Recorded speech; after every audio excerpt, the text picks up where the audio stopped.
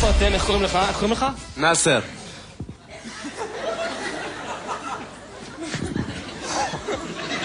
איפה אתה גר? איפה אתה גר? בצפון. תקן אותי אם אני טועה. לא, זה מחמיא לי עכשיו. רגע, אתה מהעם השני. נכון, אתה מהעם השני. מחמיא, דחה, זה מחמיא, ברצינות עכשיו. זה לא היה לי אף פעם, באמת, וזה כבוד, שערבי ישראלי מגיע להופעה שלי, באמת, אני חושב כפיים, בן אדם, חבר'ה, זה מרגש. זה מרגש. אתה יודע מה? באמת, עכשיו ריגשת אותי, ומה אתה עושה בחיים? בניין. בניין. כמה מקורי.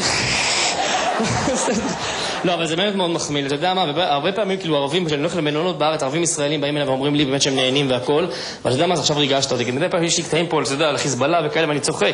פתאום ערבי ישראלי שבא ואומר שהוא בא להופעה, זה באמת רגע שמרגש אותי עכשיו, מחמיא, והלוואי, אנחנו פה בסימן בחירות, שיהיה באמת סוף כל סוף שלום טוטלי, ושיהיה חזון אחרית הימים, ושנוכל להפיע באמת בשטחים בעזה, ואתה יודע מה? תרשה לי לרדת אפילו ללחוץ חייד, כי זה ממש גורם לי לגאווה גדולה, לגאווה מאוד מאוד גדולה. תודה רבות כשבאת, על הכיפק. אפשר להגיד לך משהו?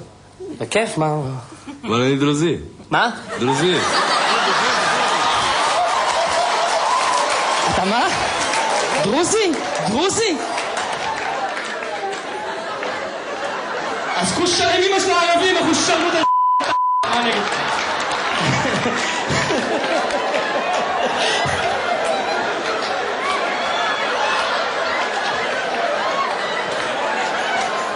אתה דרוזי, אתה נותן לי שעה לנאום פה!